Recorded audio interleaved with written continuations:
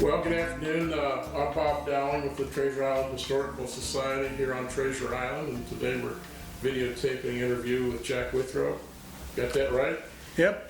Some of my older friends know me as Jackie, but Jackie, okay. And Tom Mufford here is our videographer, who's filming this session at his house here today in Sunset Beach. And Jackie, what we do, we start out with the tales of Treasure Island. Who are you and how you got here? And maybe you could start off like that. And we appreciate you coming out today and sharing part of your life with us. well, glad to be here, and it's just a great organization you guys have put together. Very impressive. I guess my first memories were told to me. My dad actually came down as a 20-year-old. Had an aunt that lived in St. Petersburg. This is 1931, and funny story about that is his uncle had escaped out of Detroit during Prohibition, about 2 steps ahead of the law. And he came down here with a steamer trunk full of money. And we're talking, and my dad saw it with a lot of money in it, but we're probably talking a few $100,000. I mean, really a lot of money. That's awesome. All of it illegal, you know, Prohibition. But there were still vast pieces of property for sale on Long Key and Treasure Island. Some of it you had to build on it within 6 months or it reverted back to the owner, but there were still big parcels for sale. And my dad brought my uncle out here, and my dad saw it for what it was. I mean, it was paradise. And he said, people will flock here, people will come here. And of course, this was just after the stock market crash, and he didn't believe anybody was going to come here because the Don Cesar, you know, was already fading fast, as was the Vinoy downtown. But anyway, my uncle couldn't see it. He actually picked up a handful of sand and he said, it's worthless. The sand out here is worthless. You can't grow anything in it. No, I'm not going to spend my money on that. And my dad said, oh well, and they went down. He bought a waterfront bar. It was called the Checker Bar, somewhere on Central. I don't remember the exact address. But this was 31, and by the time he died in the early 60s, he had pretty much gambled and lost every bit of the money. But my dad came down a few times, and he was wounded severely in World War II, and they told him to go to either Arizona or Florida to rehab the wounds because warm weather would be better. And of course, having an aunt here, we came to St. Petersburg. That was 1945. And our first adventure was on, I was like 18 months, two years old, a bit around there. But our little clapboard cottage sits exactly where Municipal Beach sits today. Really? And it was a little gray cottage with red trim, and there wasn't much else on the beach. That was my roaming ground. The bus driver that went from Johns Pass to Paso Grill would actually stop and pick me up and carry me around, make the loop, and drop me back off. I'd just sit out there and wait for him, and that was my run. We moved from that place to a little cottage right behind where Captain Kuzmakos restaurant, and I think what's it called, Blackwater. Well, it was Captain Kuzmakos, now it was last one was Blackwater. Yeah, and it's but the cottage Right at the foot of Blind Pass Bridge. right. In fact, I've got pictures that show me as a little kid. I should have brought those. I actually have them with me, and but you can see Blind Pass Bridge in the background. Well, we can get them later. I'm gonna be here for a few days, so maybe I can get some over here. But I can remember my dad shooting his .22 rifle right over towards there's no seawalls. It was just beer cans lined up, and I actually shot the .22 at 5 years old. Wow. And this would have been 1947-48. And then after that, we moved to 85th Avenue on Treasure Island. One of my fondest memories is when we didn't have a refrigerator, we had an ice box. And every few days, the Atlantic Ice Company from Madeira Beach would come and they would bring you a block of ice. And this block of ice would last like 3 or 4 days. And then you had to have it replaced. Put a pan underneath, it dripped down, you got another one. But the kids, all the kids on the beach would run behind the ice truck, and as they're ice picking the blocks out, when they got chips and stuff, they would throw them to us kids. Well, we couldn't catch them. They would fall down in the sand, and we'd try to knock it off, and you know, they thought that was hilarious. But it was a unique way of life. We thought we were just so poor. My dad had a part-time job at the post office once he got done with the hospital. Again, this is about 47 or 48. But he would anchor his rowboat at Blind Pass on the bridge, or at the bridge, and we would, with a Coleman lantern in the back of the boat, we would dip net shrimp coming down, and you could always tell how big they were because the light would shine on their eyes, and if they were far apart, it looked like two little headlights, you could tell how big they were. And my dad would say, not that one, that one, and we'd just sit there dipping it out, and by the time we got done for a couple hours out there, we'd have a galvanized tub full of shrimp. We didn't have video games, so we caught shrimp. That's right? the way it was. And where Paradise Island was, they were scallop beds. No dredging had taken place, and my dad would tie the rope of the rowboat around his waist. I would sit up on this little prow of the boat, and I'd point out scallops to him, and we would come home with just a bucket of scallops. Really? We got oysters over more towards Park Street, but basically we lived out of the bay in the Gulf. My dad had a leg wound, but he was a powerful swimmer, and they had a 200-foot seine net, and we would start that at the Red Barn. He was real good friends with Al Turner, and he would take that, being such a powerful swimmer, they would latch that seine net onto him, and he would swim out until it got taut. Then he would swim parallel to the beach, and then by the time he swam it back in, he was getting tired, and he would pass that off, and they would haul that seine net in, and it would absolutely be full of fish. I mean, there'd be pompano, reds, there'd be every great kind of tasting fish that you can imagine. My uncle drove a beer truck for Schlitz Brewing Company. Good beer. Oh, great beer, great beer. And his boss would allow that. He knew the situation of our families, 2 or 3 families that lived out there. He would allow him a case of breakage. He says, you can break up to a case, but any more than that, I'm going to charge you. Well, he would show up with a Schlitz truck, and Al would come with beer, and again, it would be in a galvanized tub full of ice, and there would be a bonfire right there behind the Red Barn almost every evening. And people went out there eating fish and everything, and I remember thinking that we were so poor because we'd have things like scallop and eggs for breakfast. Great days. And they were such great days. The water was very clear back then before any dredging and before the seawalls because all the mangroves and grass flats were there. But those are my earliest remembrances of just being a small kid. Before we finally, in 1951, we did move over to St. Pete Beach. And one of the interesting things I remember, I think I was telling Tom, the in-town people, where my uncle was and my dad, they referred to the barrier islands out here as the Keys. Okay. I mean, Treasure Island had a name, but Long Key, and of course Sand Key, and all these other places, but they said, oh, that's the Keys, you know, the little barrier islands. So he always referred to the beaches, even when he came here later, he referred to them as the Keys. You know, they were our Keys, they weren't the Key West Keys, and, but it was very interesting, and we saw all the buildings pop up, and so pretty much here for the growth. Did you do floundering too? Did you go gigging at night with the lanterns or anything? We didn't do that. I remember going into the bayous around Cross Bayou and near Lake Seminole, and we would do the blue crabbing with the string and the chicken necks. Yeah. And literally we would just... There are big crabs up there. One of the stories I remember, actually I remember the incidents, and again I was about 5, and we would go to the mangroves that grew along behind Captain Kuzmakos and really all along the waters there. And my dad loved stone crabs, and stone crabs would be back in those mangroves. Well, we would catch them by sticking a Coke bottle down, and they would latch onto it with their claw, and they wouldn't let go. And then we could pull it out, and we'd throw the whole thing up on the beach, and then we'd come up, and this was a little kid about this high, we would step on the back, and once we had them pinned, I'd grab them and take it. Well, my dad was horrified. You know, he would eat them when I brought them to him, but he was horrified. Well, one day, what got me away from it, one day we couldn't find a Coke bottle. We found one of the little 7-ounce Pepsi bottles, or 6-ounce, whatever they were, had a longer neck. And I saw a pretty good sized stone crab, and I stuck that bottle down there, and the stone crab just snapped the neck of that bottle right off.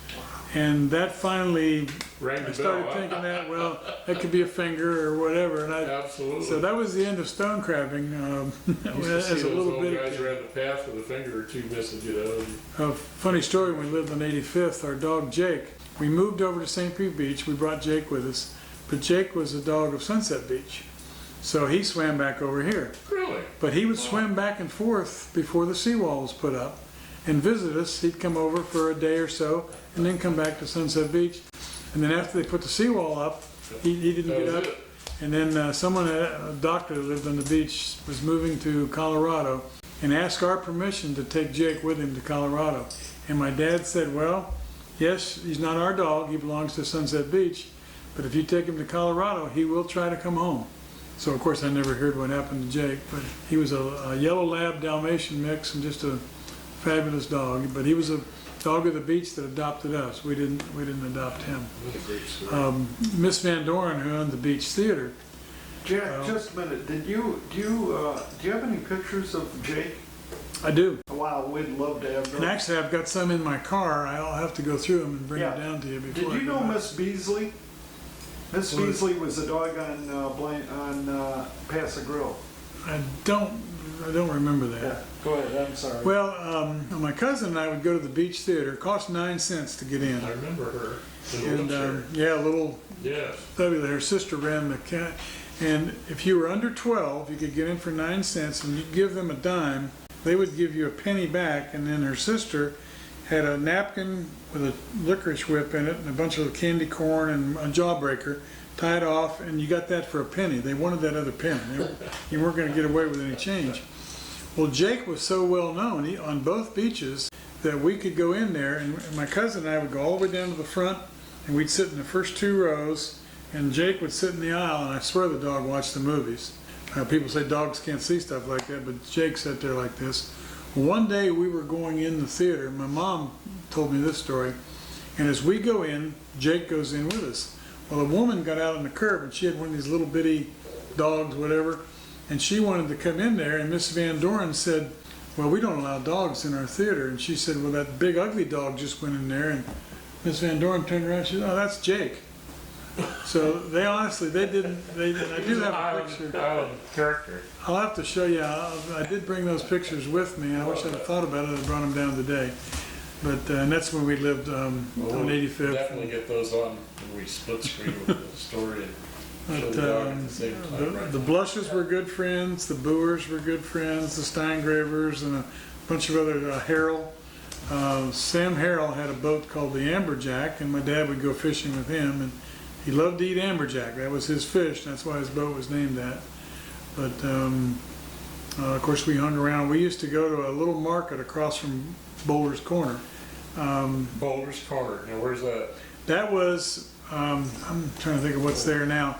If you come off the Blind Pass Bridge, Coming on the Treasure Island? Or? and if you take the left onto Sunset Beach, Yes. it was right on the corner. It was a little gas station On the inside or the golf or the golf side corner? on the left side. Okay. So I forget what's there now. Ed's, well, it was Ed's service station before it became 7-Eleven. Yeah, and we called it Boulder's Corner. It was Texaco Okay. back in the day. One of the movie stars had a bad accident there and ended up losing a leg. I think it was Susan Ball or somebody like that. But we would Missed go the down. curve, went into it. Missed the curve, took it up too high, and it went up in there. But the Blushes were really good friends, and even when we moved over to St. Pete Beach, our dock was directly across from where the Okay. Blushes were in later years. Ray and I used to race our dad's boat. I say race because we would just get in the back and try to get him up out of the We water. all had this I think we jelly- both had like 30 Johnsons on them, and they weren't very fast. But it got me interested in powerboat racing, and I went on and ended up being a professional powerboat racer. And my crew, Black Hawk Racing, which we started in 1981, before I retired in '93, we won 19 national championships, Wow. set 4 world records, and won over 100 races. So I'll always attribute that to racing boats on the beach with Ray Blush. Can we get a few pictures of those days? I or- think I might have some. I brought some of the You early got pictures. the old boat pictures of the I think I've got some of my later boats that I had in the 80s, late 80s, but That's really neat. very sophisticated. Of course, Butch Ellsworth was a friend. And when did you break your neck? It was a testing accident at Lake McGorry in 1986. The boat, actually a part of the boat pulled off, threw me out, and the boat landed on my head and drove my head down into my chest, and it fractured a bone in the front of my neck. Wow. So, Lucky to be alive. Yeah. well, yeah, I had 15 accidents at over 100. So any one of them could have been the end. Did you give a little thought to, No, I was stupid. I was too Just kept crazy to doing do it. Just like Butch or anybody else would have told you, it was probably an addiction. But 13 of my friends were killed during those years. So it was a dangerous sport. that you lived through? And didn't you have a brother that bought the bar down in Gulfport? My brother and I both had the beach pub in Gulfport for a couple years, but I was still teaching and coaching and racing professionally, and I didn't have enough time to devote to it. I did the first year, my brother took it over, but they only had it for maybe 2 or 3 years, and that was in the late 80s. Let's get back for a minute, Jack, and go back to the school you attended as like grade school. That would be the church school, or where? Well, I went to Gulf Beaches the first year it was built. Okay.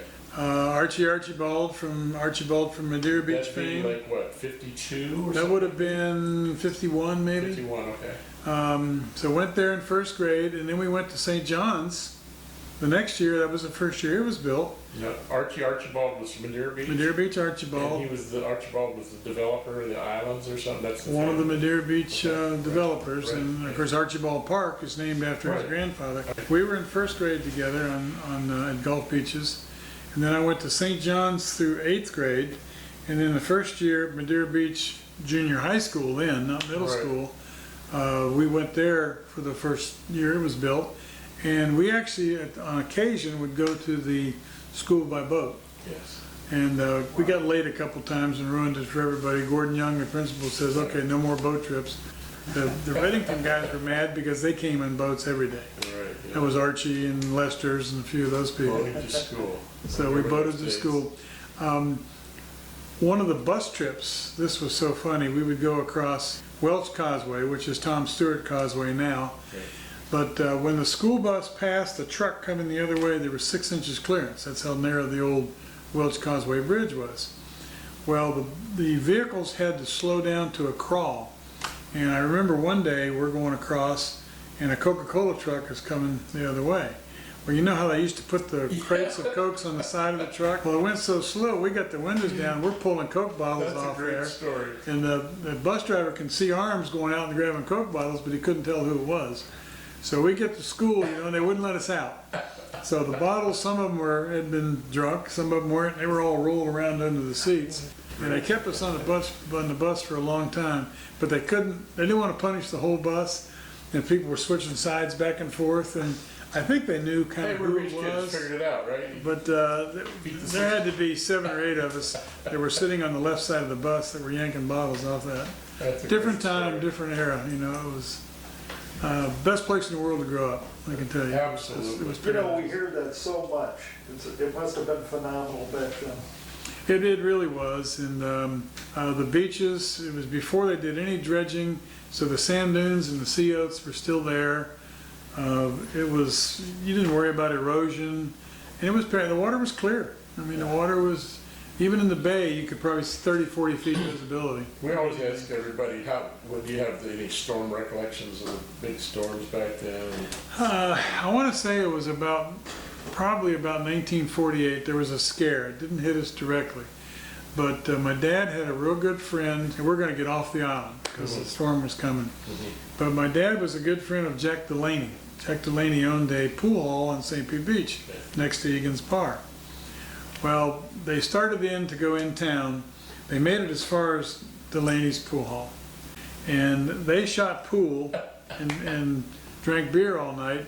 My cousin and I slept on air mattresses on the pool tables and rode the storm out, but again, it was one of those narrow hits or misses. Right, probably had a little high water. But we vacated the beach a couple times in the early days, but as you know, it never, since the 20s, there's one that never really slammed us hard directly. You mentioned the Red Barn and the owner's name. What was that name? Al Turner, Now, do you remember Charlie Lentz? Charlie Wren, Wren. Charlie Wren, W-R-E-N. In later years, this was so funny. Later years, when I was about 16 or 17, Charlie ran Dad's Rendezvous.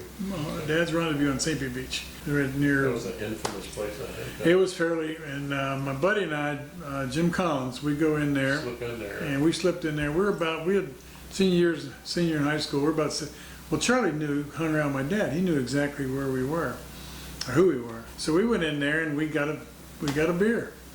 And we went back, and I think we went down to, there used to be a dance at Treasure Island. We went back and said, hey, we found this place, and the guy didn't ID us. And we got a little, 15 cents, you got a short glass of beer.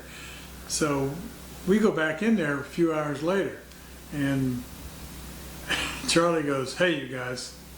I'm going, oh boy, we just been slammed. He says, you left too much tip. He says, you don't want to leave that too much. You don't want to leave that kind of money. But the funny thing about it was, we'd gone in there 3 or 4 times, and all of a sudden one day we're talking and everything, and we weren't really getting loud, but Charlie says, okay, now, he says, there's a lot of you coming in here. He says, now you Withrow boys, you don't think you know, but I am really good friends with your dad and your uncle. And I'm thinking, he had us all the time. He knew exactly who we were. But that would begin a hand. But Well, better at his place to keep an eye on you, just keep you out of trouble. yeah, my dad was a regular at Al Turner's and let's see, Fender had the store there, Right. Billy Fender, On the Fender's corner. store on the corner. But I always consider myself in the early days more of a Treasure Island resident, although length of time we probably ended up living longer on still Long Key, St. Pete Beach. You're a key resident. Yeah, we were from the Keys. There you go. It's even funny, even when we got to high school, the kids from in town always thought the beach kids were a little different. We were we played for Mrs. Egan's Little League team, and when you made the big team, usually at 11, you were good enough to play on the championship team. One of the initiations from Buddy Beggs, Don Beggs' son, I worked for them. Mike Amos, and a bunch of the other beach kids, was you jumped off of John's Pass Bridge. And you had to stay underwater. You didn't want to go off and pop up. You had to show your courage by staying underwater. And I did it at 11, and I wasn't going to be the first one to pop up. Well, all I can remember is I was past the point of land on the right. It was an outgoing tide. Not a good thing to do. Not a good thing, and I barely made it back in. I mean, I was a good swimmer. We were thrown in the water when we were 2 years old, so we all learned to swim pretty well. Some But big sharks in that. that was too. that was a crazy thing we used to do. But the 1953 Southwest Pinellas Little League, and I was 9 that year, and I did come up and able to play second base because I needed a player, but I wasn't a regular on the team. But that team went to the Final Four at Williamsport. Wow. 2 pitchers, a guy by the name of Steve Pletcher, and another Carl Sarachine.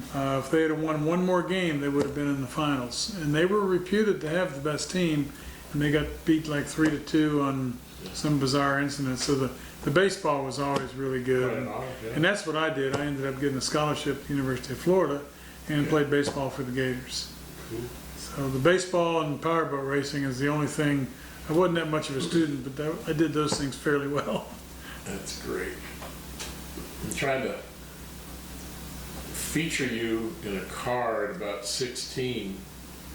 How did you get to the bars? We were on bikes a lot. We were, But- we Tell us about how you got your car. my dad had a 55 Chevy, Yeah. and I actually didn't get to use that much until it was late in my junior year. My girlfriend was a year older, and she had a car, so we took her car a lot. But when I was 17, I would get the car on occasion, and my friends had cars, so I remember going to the Chataway Drive-In all the way down on 22nd Avenue South, and they would come out and serve you beer. And not that we drank a lot, but it was just fun to get one because it was taboo. Right. But we used to sit on phone books to make ourselves appear taller, and it had these little skinny little noodle arms, and we would put it on the side of the car and try to like we were bigger and Muffle it up a try little to bit. talk low like that, but just to get a 25-cent beer somewhere. But, And you remember the Skyview Drive-In Theater? Oh, yeah. Yes. Well, the big thing about the Skyview Drive-In Theater was right to just to the west of it was a golf driving range. Well, the thing, all us baseball players could hit the ball a mile, and we used to try to hit balls over the top of the little fence there, And then when you cleared the fence, you'd listen, you'd hear it smash, thump, whatever. And then pretty soon there'd be somebody from the sky view coming over to see who was hitting golf balls over the fence.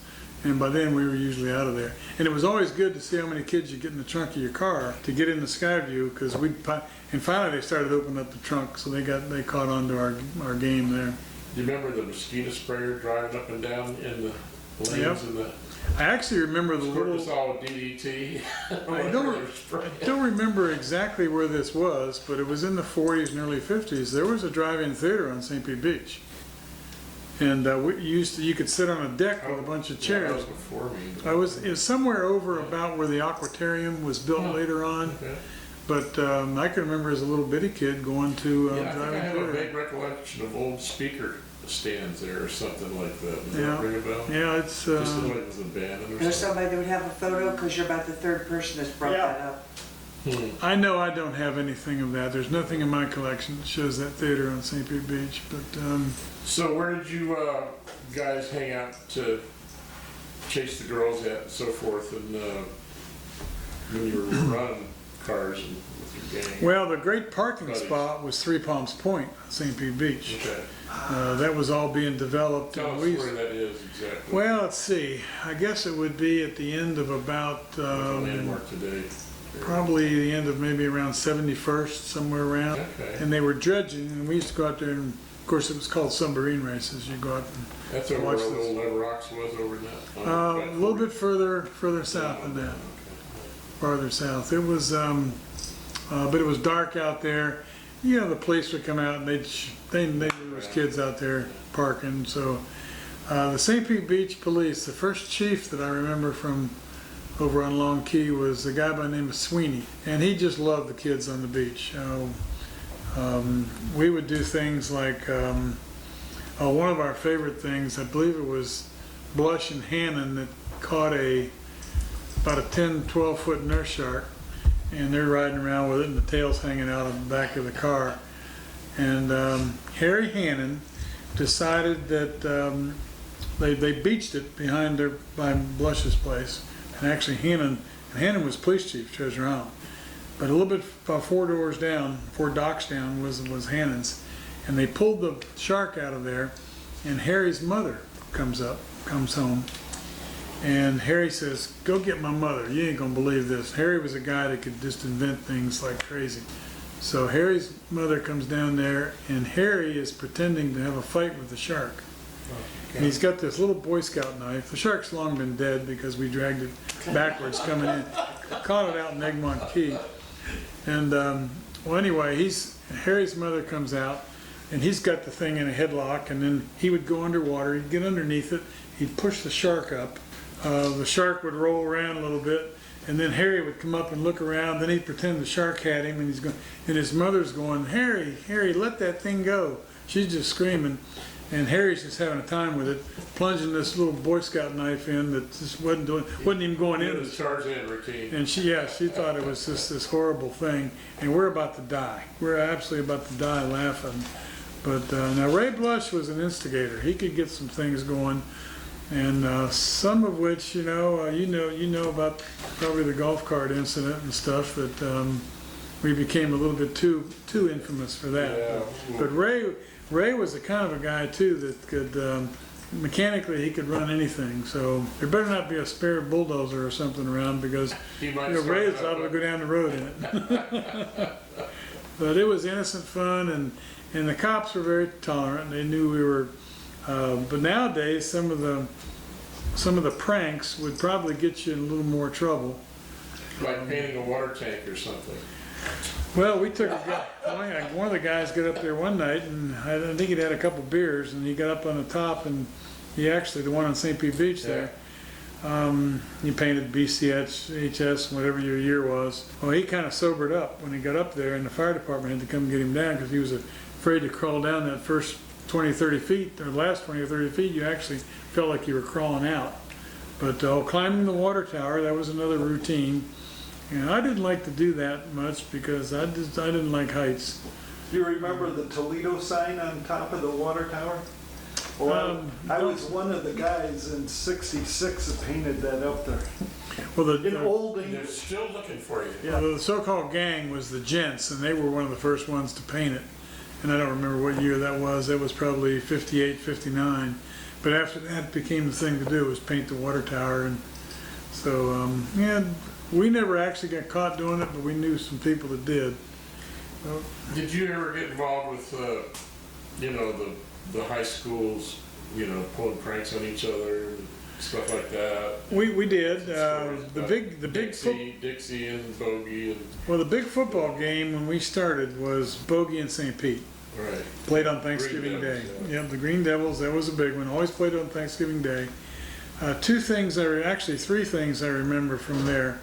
One year, they went down and they took some kind of a sulfur compound and they had this beautiful, I This think is it was, when you're a student? when we were Right, students, right. they had like a zoysia, real pretty lawn out there where their sundial was. And they took this solution of sulfur and they put, in, you know, like 6-foot letters, BCHS. And of course it killed the grass and you had that It was there BCHS. forever. One of the funny ones, I believe it was the game of 59-60 school year, but the night before, one of our students, I don't even remember who it was somebody in the class ahead of us, but at Stewart Field on 9th Street, there was a flagpole, and always had the American flag. They went out there, they shinnied up the pole. First of all, they raised the Jolly Roger, skull and crossbones. They shinnied up the pole, cut the rope, taped it off, and put axle grease all the way down. So next morning, the game was always about 11 o'clock Saturday morning game, or whatever Thanksgiving Day was. And for the first half of the game, the Jolly Roger is flying over St. Pete Ice Field. But at halftime, there was a St. Pete fireman who was a graduate of St. Pete High, and they came in with a hook and ladder and finally got it down. The girls one year used to have the schedule of the teams with a football, and you stuck it on your windshield and had the schedule. And if it was a gold football, it was Bogey. If it was a blue football, it was Dixie. If it was a red one, it was Northeast. And a green one. 100%. Well, on the back side of the school, on just about every window was a Bogosiega sticker. And, you know, you had to scrape those off. You couldn't get those off very easy, so. And they would come over and they'd pull a wrecked car over or something and dump it on our parking lot, you know, so it was quite a rivalry. And, of course, Dixie and Northeast, they were big rivalries too. All in fun. All in fun. Get in trouble for it nowadays, but it was still considered. So you did go to Bogey and was the Goody there when you went there? Oh, yeah. Across the street? Goody across the They used to street. have- When we were going, they used to have the fights over there after school or something. Yeah, And I didn't know what they. if you're gonna choose somebody, it'd meet you at the Goody after school. Yeah. You know, and that was the place where it would happen, and the administrators knew, but they would let a one-on-one fight back as long as it wasn't on school grounds. Right, right. And it was off school grounds, but they were aware of it. Yeah, they didn't last long. No, you know, it's only get a lucky punch in, it was over pretty quick, and most of them couldn't fight that well anyway. A lot of yelling, pushing. Any significant crime thing or any events that stick out in your mind when you were little or something happening on St. Pete Beach or Playground? Not really. I tell you what, it was crime free. I remember in '55, my dad bought his first new car since his '41 Buick, and we decided we were going to go back up to West Virginia where we were from, and we're driving out, and I think we were probably 2 or 3 hours out, and my dad said to my mom, my dad said to my mom, she says, Frida, did you lock the door? And she says, John, you know that we haven't had those keys in about 2 years. So literally, we didn't ever lock our doors. Of course, this was on St. Pete Beach a little bit later, but that's the way it was. There was no crime to speak of on the beach. Good days. Very interesting place. How about the aquatorium? When that came after you were out of school? Or still? We were probably, You were probably already graduated. yeah, there was like maybe, I want to say it was probably around 1963, 64. So we were already out of school. So I remember when that was being built. But I believe that's where the old drive-in movie theater was. And of course, the Starlight Tower went up, and it was like the first high-rise on Long Key. I think the Reddington Reef went up about the same time. So that was the first tall buildings that went up, and that was early 60s. Did you ever do any fishing other than off the shore, or did you go out? No, I can remember going out in Egmont Channel and trying to fish for sharks and stuff like that, but we didn't. We could catch anything we wanted in the bays, and we didn't have big boats, so we didn't usually go out venture too far out in the Gulf. How about hunting? Did you do any hunting? Wasn't any kind of a hunter. Never did that. Anything else we can think of? No, I can't That's a think of great anything job. I got, but I just want to say again, for kids growing up, especially in the 50s, it was probably the greatest time in the greatest place. I can't imagine anybody else having it any better than we had during those years. Absolutely true. It was Hey, how about the Irwin Yacht Yard down there? Did you ever screw around there by the water tower? No, not really. Remember the night it burned? Were you? I remember hearing about it. Bill Irwin, Ted Irwin's brother, played ball with him at Bogey. He was an excellent baseball player. So played with Hal Lanier in baseball, went on and played for Giants and the Yankees, and then managed. And he lives up, I want to say near Williston, up near that way near. That's where, way out in the country. Yeah, Listed, he lives up there somewhere now. Hadn't seen him in years, but he's actually still coaching. Really? I retired teaching Pinellas County. 97, I taught again in 98, and then after I moved to Georgia, I taught and coached up there for 13 more years. Wow. I finally just retired last year. Well, congratulations. So no more coaching, I'm done. You're done. Spent We'll 40, probably see you over at Egan.